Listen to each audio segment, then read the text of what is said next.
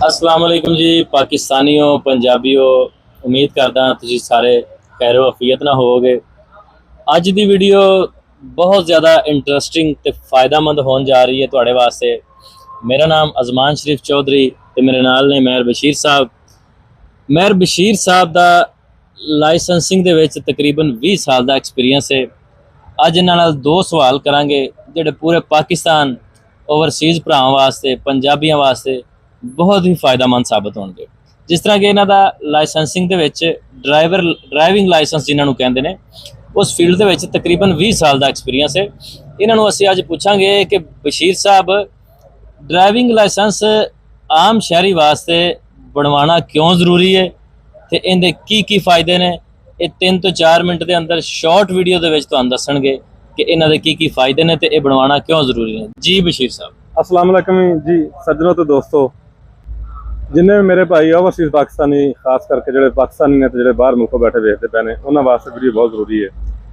Driving licence का लोग तो अमूमन ये फायदा समझते हैं कि शायद इनका सिर्फ असीं चलान वगैरह तो बच जाएंगे। चलान तो इलावा भी इनके फायदे ने। सब तो पहले तो गड्डी चलाने वास्ते तुहाडे कोल ड्राइविंग लाइसेंस होना जरूरी है। तुसीं गड्डी चलाने दे अहल ही फिर ड्राइविंग लाइसेंस तुहाडे कोल होएगा तो तुसीं गड्डी ते बैठ गड्डी चला सकते हो। उस तो बाद जिहड़े इनके फायदे ने मुख्तलिफ ने। सब तो मेन तकड़ा का अहम फायदा यह है कि तुहानूं लीगली कड़ी तुहानूं सेफ्टी देंदा ड्राइविंग लाइसेंस। खुदा न खासा दौरान ड्राइविंग तुहाडे तो कोई ना कोई हादसा रूनमा हो जाता है।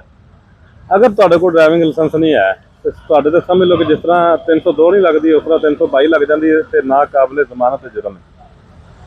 खुदा न खासा अगर तुहाडे कोल ड्राइविंग लाइसेंस नहीं है तुहाडे तो कोई बंदा हिट हो जाता है, उनकी जान चली जाती है तो तुहाडी अदालत तो जमानत नहीं होएगी। अगर तुहाडे 322 लग गई मासवाई केस दे तुहानूं किहड़ा फरीक है ना कोई माफ़ कर दें।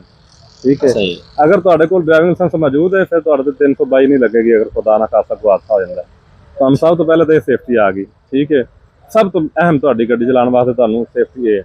उस तो बाद आ गया कि ड्राइविंग लाइसेंस तुहाडे कोल होएगा एक वैलिड, उहदे नाल तुसीं किहड़ा एक बाइज्जत रोजगार भी कमा सकते हो।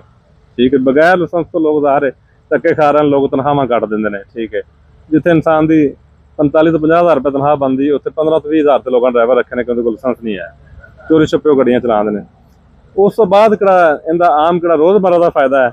अगर तुहाडे कोल लाइसेंस मौजूद है ट्रैफिक वाले चैक कर दें तो तुहानूं चलान नहीं आउंदा होएगा। हुण मुख्तलिफ गड्डियां मुख्तलिफ बड़े बड़े हैवी चलान ने, एक मोटरसाइकिल तो लैके कार ट्रैक्टर कमर्शियल तक इस तरह 2000 3000 7000 5000 ट्रैक्टर कमर्शियल का 15,000 रुपये तक का जुर्माना है जिंदे तुसीं बच सकते हो। ठीक है जी, उम्मीद करदा अज दी वीडियो तुहानूं बड़ी पसंद आई होएगी। इंशाल्लाह नैक्सट वीडियो दे विच तुहाडे लई मजीद लाइसेंसिंग के हवाले नाल अपडेट लैके आंदे रहांगे।